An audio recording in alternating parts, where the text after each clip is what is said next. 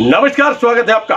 मैं हूं doctor Elon वैष्णव और आप देख रहे हैं लुधियाना दामो न्यूज। आइए डालते सबसे पहले प्रमुख समाचारों पर एक नजर।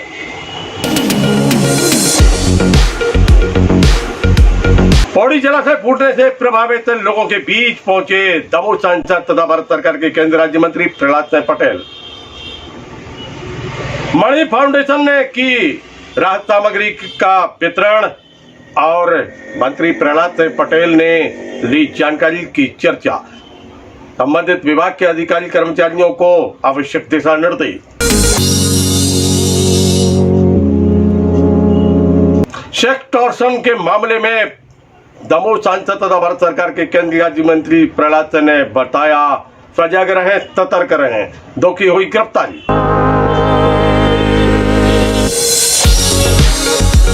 दमोह सांसद तथा भारत सरकार के केंद्रीय राज्य मंत्री प्रहलाद सिंह पटेल ने कमलनाथ को दिखाया आईना, कभी नर्मदा को देखा भी है। चुनाव आ रहे, कुछ ज्यादा बोल रहे हैं।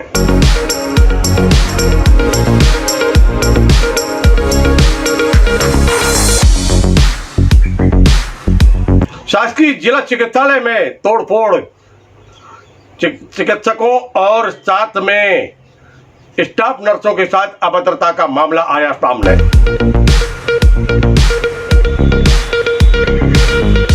नर्सिंग पैरामेडिकल स्टाफ पहुंचा, पुलिस थाने हंगामा, एफआईआर दर्ज। चोरी के बढ़ते मामलों को लेकर चैनपुरा वासी पहुंचे ज्ञापन लेकर, पुलिस से की कार्रवाई की मांग।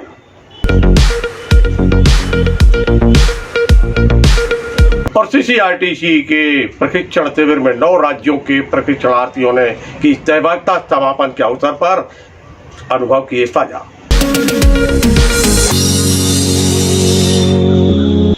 नमस्कार, मैं हूं डॉक्टर एलन वैष्णव और अब समाचार सुनते हैं विस्तार से। पौड़ी जलाशय के फूटने के बाद वहां मची तबाही की जानकारी लेने के लिए दमोह सांसद तथा भारत सरकार के केंद्रीय राज्य मंत्री प्रहलाद सिंह पटेल पहुंचे। उन्होंने प्रभावितों से चर्चा की, ग्रामीणों से चर्चा की, नुकसान का जायजा लिया और संबंधित विभाग के अधिकारियों को आवश्यक दिशा निर्देश दिए। उन्होंने एक ग्रामीणों से मुलाकात की। लगभग 180 से 200 मकान यहाँ पर जो प्रभावित हुए हैं, उनके परिवार के लोगों से उन्होंने मुलाकात की। ज्ञात हो कि पौड़ी जलाशय 2008 में उसका निर्माण हुआ था और तभी से इसके ऊपर प्रश्न चिन्ह अंकित हो रहे थे। निर्माण के समय से ही अनेक शिकायतें हुई थी और आखिरकार ये वर्ष 2023 में धराशायी हो गया। चारों ओर पानी ही पानी दिखलाई दे रहा था। जैसे ही ये सरोवर फूटा, तबाही मच गई।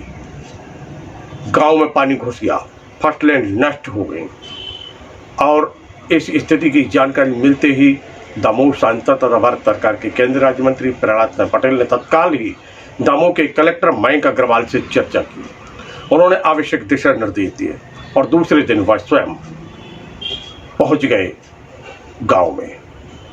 उन्होंने तीनों गांव का दौरा किया, प्रभावितों से चर्चा की, कहा कि दोषी बख्शे नहीं जाएंगे, जांच होगी।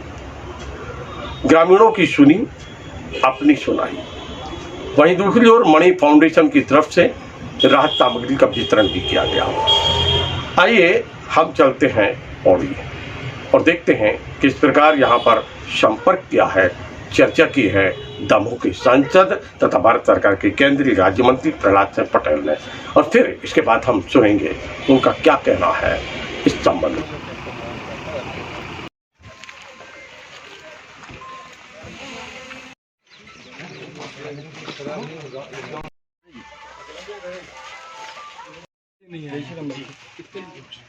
पाँच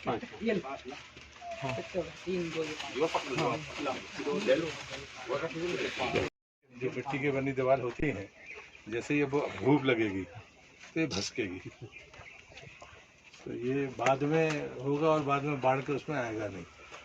कैजुअलिटी मतलब इसी कैजुअलिटी जो बाद में होती है, बाद में मिट्टी वाले मकानों में वो गर्मी में होती है। तो जैसे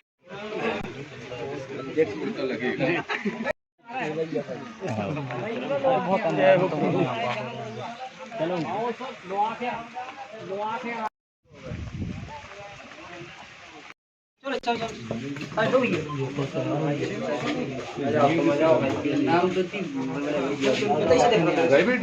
हाँ हाँ, तालाब बना था तो यहाँ से वो साइड भी थी। एक बार देख लेना।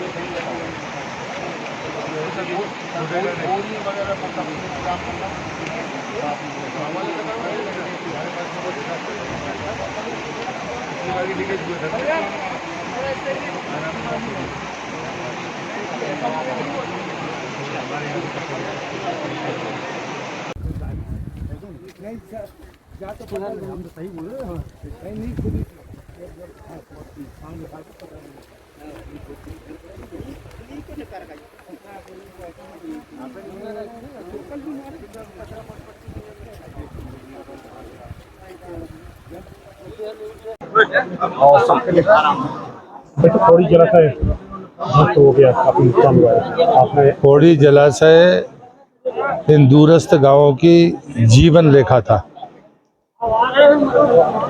जिसकी भी गैर जिम्मेदारी के कारण ये क्षति हुई है। उसके खिलाफ जांच भी होनी चाहिए और सख्त कार्रवाई होनी चाहिए, नंबर 1। नंबर 2 कि बड़े पैमाने पर जो परिवारों का नुकसान हुआ है, और तीसरा खेती का नुकसान हुआ है, उस पर सरकार सर्वेक्षण कर रही है और मैं विश्वास करता हूं कि हमारी कोशिश होगी कि हम उनको पर्याप्त ऐसी राशि उपलब्ध कराएं ताकि वो संभल सके। तीसरा, हमारे विधायक जी और प्रशासन, जो जिला प्रशासन है, उसने आकर जो काम किया उससे कम से कम जनहानि नहीं हुई, पशुधन की हानि नहीं हुई, लेकिन धन हानि हुई है। रोजमर्रा की चीज़ों के लिए जो पीड़ित परिवार है, आज क्योंकि वर्षा काल है और इस आपदा में कठिनाइयाँ ज़्यादा होती हैं, उनको ध्यान में रखकर मैं समाज के तमाम वर्गों से मैंने निवेदन किया है। और मुझे इस बात की खुशी है कि संस्थाएं, कुछ फाउंडेशंस आकर इस राहत में अपनी मदद कर रहे हैं।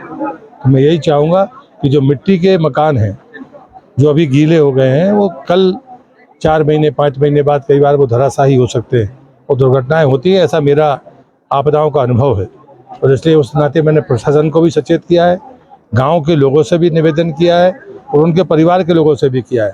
तात्कालिक राहत के लिए उनको जो कुछ और लगेगा सरकार कर रही है, इसमें कोई दो मत नहीं, सरकार करेगी, इसमें भी कोई संदेह किसी को नहीं होना चाहिए।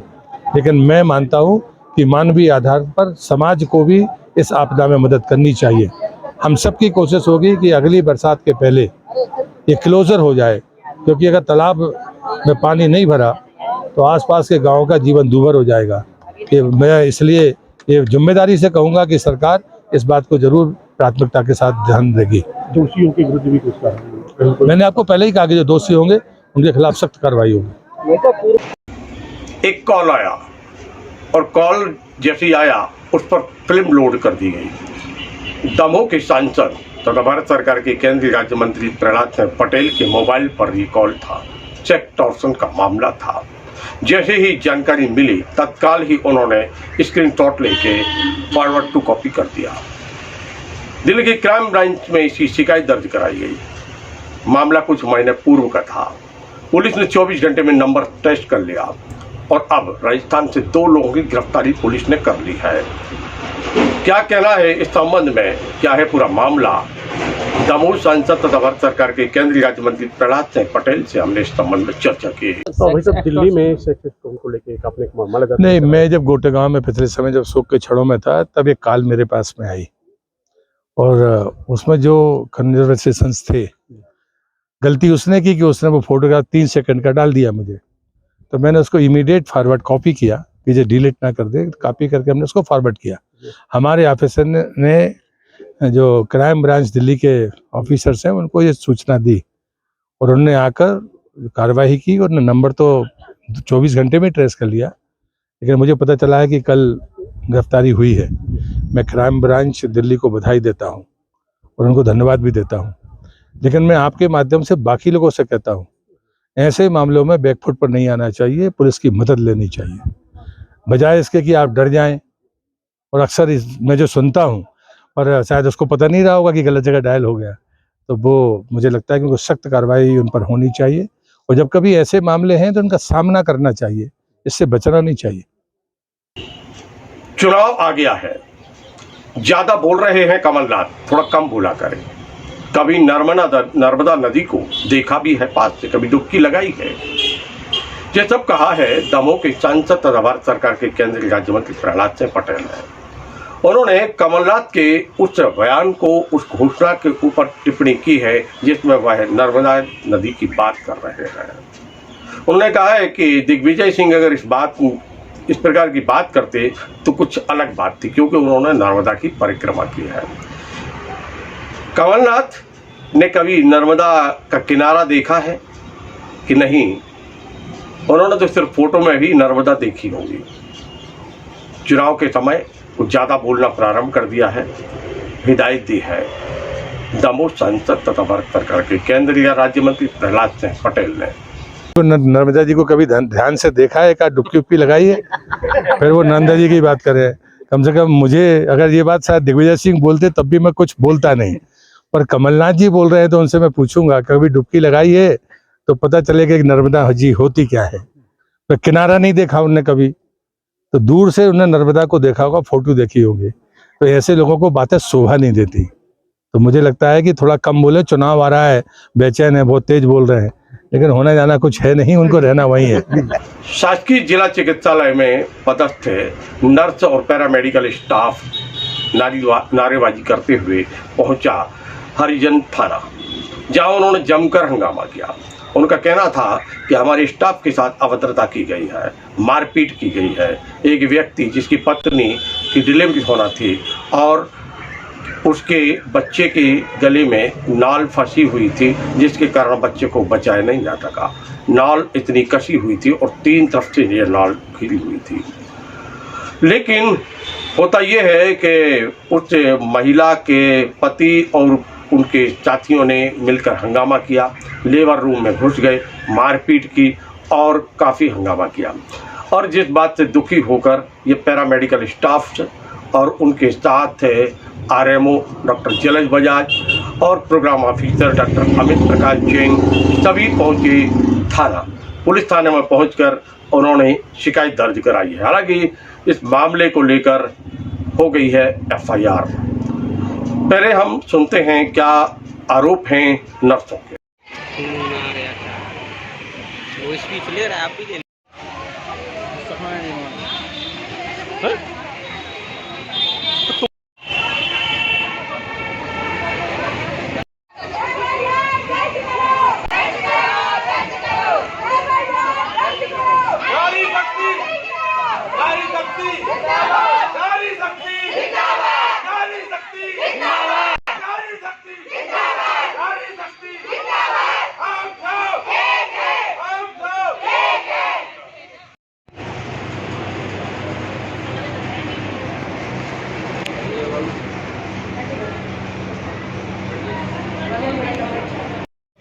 आज बड़ी संख्या में नर्सेस और सरकारी अस्पताल का स्टाफ एकत्रित हुआ, हरिजन थाना पहुंचा। क्या मामला ऐसा आ गया कि आप लोग स्वास्थ्य सेवाएं छोड़कर यहाँ थाने में?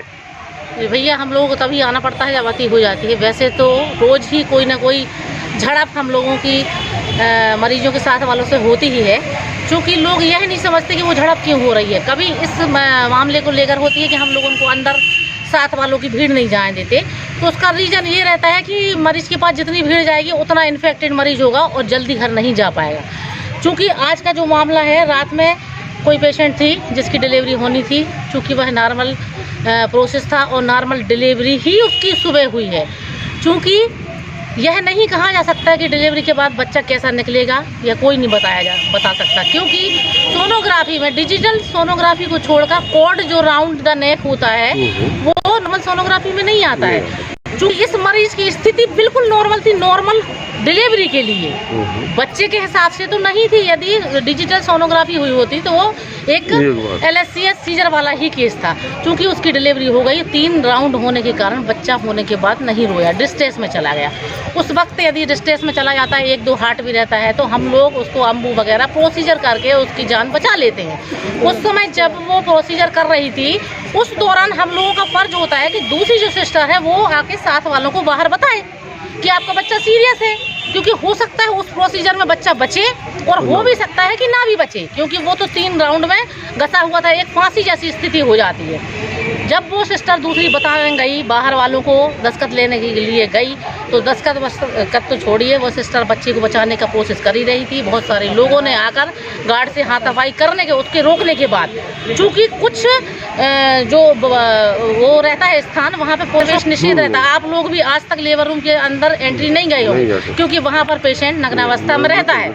वहाँ पर उनके साथ वालों ने जाकर सिस्टर को मारा, और जो दूसरी सिस्टर ने बचाव करने की कोशिश की तो उस सिस्टर को मारा। भाई मैं बोलती हूँ, आपको लग रहा था यहाँ गलती हुई हो सकता हुई हो, मैं नहीं कह रही नहीं हुई। कोई भी सिस्टर या कोई भी डॉक्टर मरीज को मारने का कभी भी काम नहीं कर सकती। यह हम लोगों के अंदर का एक इंसानियत भी है हम लोगों में। यदि आपको लग भी रहा था कि सिस्टर से गलती हो गई, बच्चा एक्सपायर होगा, तो आप उसकी कंप्लेन करते।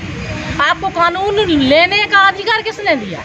आपने मारा पीटी की, जो बिल्कुल भी काम में बाधा अच्छी बात नहीं है। और आपने जो बच्चे का और हम लोग कोशिश कर सकते थे, आपने वो कोशिश भी बंद करवा के मारा पीटी शुरू कर दी। सिस्टर को मारा, जो सिस्टर आपके भाई अगर आपको लग रहा है हम लोगों से गलतियां कहीं हो रही हैं, हम लोगों से आप ना खुश हैं, तो आप बाय प्रोसीजर जाइए, सिविल सर्जन से कंप्लेन करिए, CMHO मैडम से कंप्लेन करिए। उसके बाद पुलिस प्रशासन काय के लिए है, कलेक्टर महोदय काय के लिए है। अगर आपको ही कानून व्यवस्था संभालनी है, मारपीट करके ही यह सब निर्णय करने हैं, तो फिर ये सब चीज़ें तो व्यर्थी है। हम लोग भी फिर ऐसे ही करेंगे। हम लोगों को यदि जनता से कोई दिक्कत होती है तो हम लोग पहले सिविल सर्जन के पास जाकर कंप्लेन करते हैं, जैसे कि आज हम लोगों ने किया। हम लोग चाहते तो वहाँ पे पूरा स्टाफ इकट्ठा होकर हम लोग भी कानून हाथ में ले सकते थे। हम लोगों ने कानून हाथ में नहीं लिया, सिस्टरें पिटी है, गार्ड पिटी है, हमारी जो बाढ़ आया थी वो पिटी है। लेकिन फिर भी आप उनके साथ वालों से पूछिए, किसी ने रिवर्स में हाथापाई नहीं की है, क्योंकि हम लोग जानते हैं कि हम लोग सरकारी कर्मचारी हैं और हमको सरकारी नियमों के अंतर्गत काम करना है। तो मेरा आप सभी के माध्यम से यही निवेदन है, हो सकता है जाने अनजाने में हमसे गलती हो जाए। हम लोग कोशिश यही करते हैं कभी किसी से गलती ना हो। हम लोगों ने कोविड में हज़ारों की जानें बचाई हैं, लेकिन हज़ारों की गई भी है, तो क्या उसके दोषी हम लोगों को बताएंगे आप? हमारे परिवारजन के लोग भी गए हैं, हम लोग स्वास्थ्य विभाग में होते हुए भी हम अपने परिवार वालों को नहीं बचा पाए, तो क्या उसके दोषी हम हैं? ऐसी कोई ट्रेनिंग यदि जनता जानती है और सरकार जानती है तो हमें कराए कि अस्पताल में आने के बाद किसी की प्राण ना जाए। ऐसा बिल्कुल नहीं है कि अस्पताल में जो आया है उसकी डेथ नहीं होगी, हो सकती है। यदि आप लोग हम लोगों से ना खुश हैं तो कृपया करके। अभी आप लोगों की जो शिकायत है वो अभद्रता मारपीट की भी है, और क्या DPA एक्ट के तहत भी कार्रवाई करने की मांग है क्या? जी, अब तो जिसके साथ वो हुआ है वो जैसा आप स्वास्थ्य विभाग में डॉक्टर प्रोटेक्शन एक्ट भी लागू जी है, बिल्कुल है, तो क्या उसकी भी मांग है? बिल्कुल करेंगे तो जरूर। फिर भी हम लोग दयालु प्रवृत्ति के हैं, कई कांड ऐसे होते हैं हम लोग कंप्लेन तक नहीं करते हैं। जी, मेरा नाम है सीमा मिश्रा। आज बड़ी मैं संख्या सरकारी हॉस्पिटल लेबर रूम में पदस्थ हूँ, स्टाफ नर्स की पोस्ट। क्या मामला सामने आया? मैं 8 बजे जब ड्यूटी पे आई, 8 बजे के 10 मिनट कम थे, तब वहाँ बहुत ज़्यादा लड़ाई झगड़ा मचा हुआ था। उनकी बहन हो या नंदो जो भी है, वो उनकी सास और 2 जेंट्स, ये लोग अंदर जाके सिस्टरों को मार रहे थे, जिसमें से एक जो छोटी सिस्टर साधना जाटव, उनके लिए सिंक में जाके उनने मारा है, घचोड़ के मारा गया है। बाकी सिस्टरों को विवाद की वजह क्या थी? विवाद की वजह ये थी कि उनका मरीज कल से आया हुआ था, लेकिन कम समय था तो मैडम ने उसको ऑपरेशन के लिए नहीं लिया।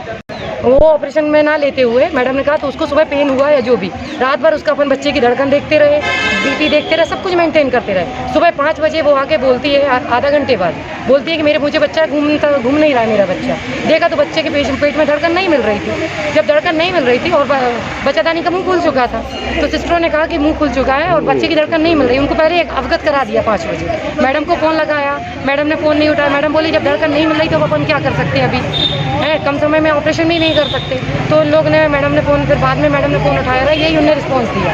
इसके बाद में सिस्टरों से जब जैसे डिलीवरी हो गई, उन लोग ने बताया कि बच्चा एक्सपायर हुआ मिला है, IUD है बच्चा। तो इन लोगों ने उनको घुस के मारा।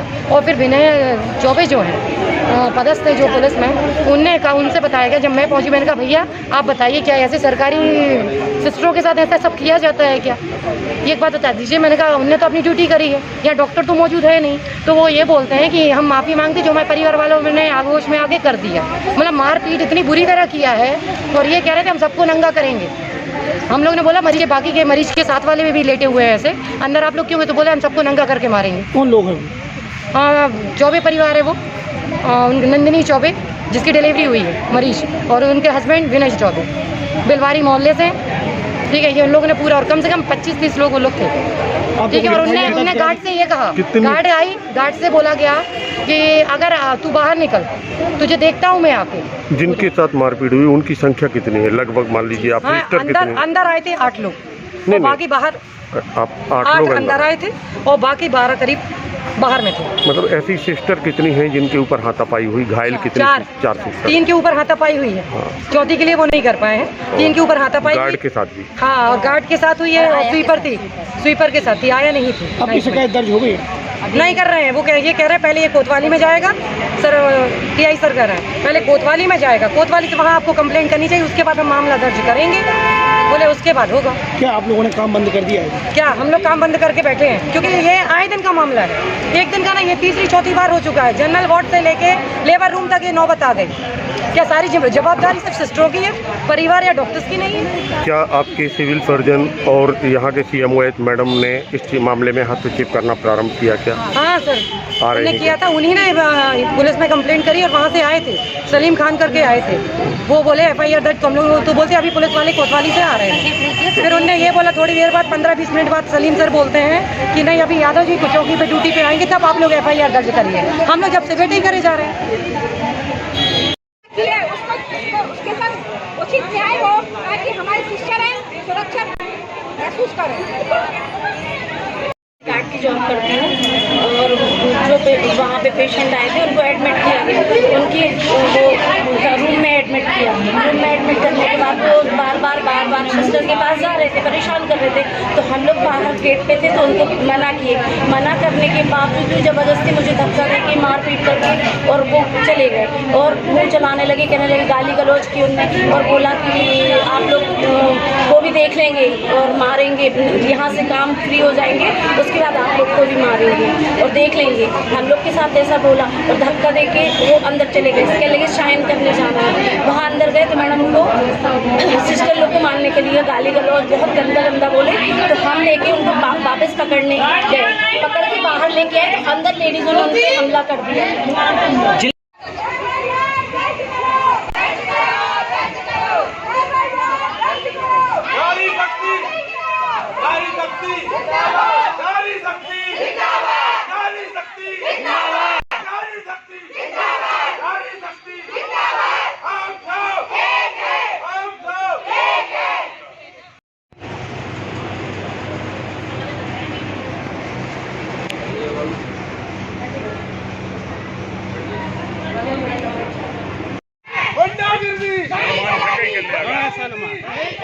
अरे गाड़ी इधर लगा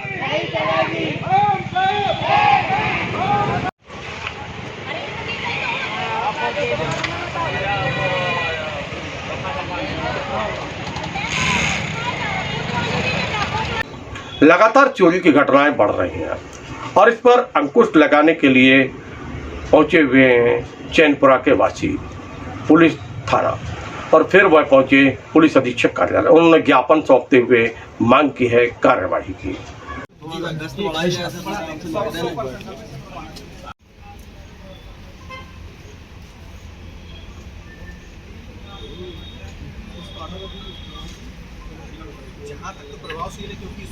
भारत के 9 राज्यों के कला प्रेमी पहुंचे हुए दमोह, उन्होंने 10 दिवसीय प्रशिक्षण में सहभागिता की। मध्य प्रदेश के सांस्कृतिक प्रकोष्ठ सांस्कृतिक विभाग द्वारा, जिसको CCRTC कहा जाता है, उसका क्षेत्रीय कार्यालय दमोह में है, बुंदेलखंड का। और यही हुआ प्रशिक्षण। प्रशिक्षणार्थियों ने प्रशिक्षण लिया और अपने अनुभवों को साझा किया। वह प्रसन्न थे। उनका कहना था कि बेहतरीन प्रशिक्षण हमको मिला है और अब यह कला की जो हमें प्रशिक्षण प्राप्त हुआ है वह अब हम अन्य लोगों के बीच में, समाज में ऐसे कलाकार पैदा करेंगे। प्रयास होगा कि नवोदित कलाकार हम पैदा कर सकें।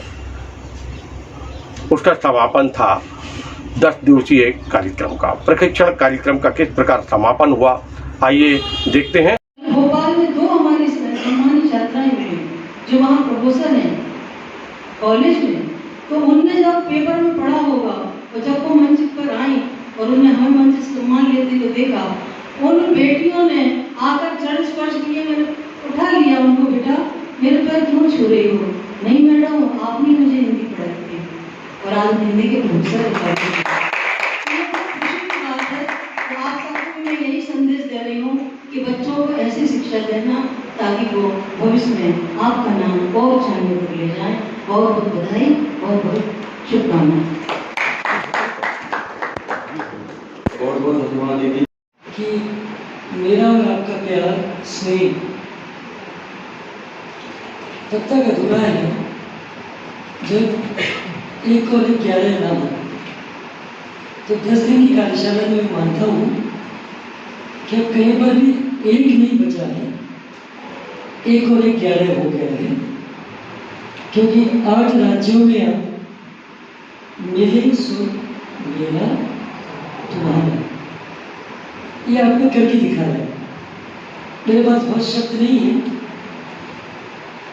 क्योंकि जो बात आपको कहनी थी वो अनुभवों में आ गई, पीपीटी में भी आ गई है, राज्यों की इवेंट्स में भी आ गई है, आपके चेहरे की मुस्कुराहट में भी आ गई है, और बहुत कुछ हमारे धर्मों में आपने जो अपने जीवन के बहुमूल्य 10 दिन निकाले हैं, मैं मानता हूँ ये आपके जीवन में, आपके जीवन के स्वर्णिम 10 दिन ये दावों थे। मैं आपको एक बात कहूँगा, सीजीआईटी की ट्रेनिंग मेरी दृष्टि में भी सब ट्रेनिंग से बिल्कुल अलग है। भाई और अनुज भाई ने बहुत मुस्कुराहट के साथ आपका स्वागत किया। पूरा आपका ध्यान रखना, इस मामले में अलग नहीं है। अगली कोई ट्रेनिंग होगी गुवाहाटी में या कलकत्ता में, किसी बड़े सेंटर में, दिल्ली में, तो हो सकता हो कि ज़्यादा बेहतर सुविधाएं आपको मिल जाएंगी। असली चीज़ ये है कि ट्रेनिंग में सीखने के बाद आपके अपने स्कूल में आपके सामने बैठे गणमान्य नागरिकों का हम पुनः हार्दिक वंदन अभिनंदन के साथ साथ हृदय से आभार व्यक्त करते हैं, तो वे कृतज्ञता ज्ञापन करते हैं कि बहुमूल्य क्षण जो आपने हमें दिया कि पुनः हमारे क्षेत्र के अंदर में वापस आए। मित्रों, ये थे अब तक के प्रमुख समाचार। हम कल फिर मिलेंगे आपसे नए समाचारों के साथ, तो देखते रहिए डिजाना द मोटिव। नमस्कार।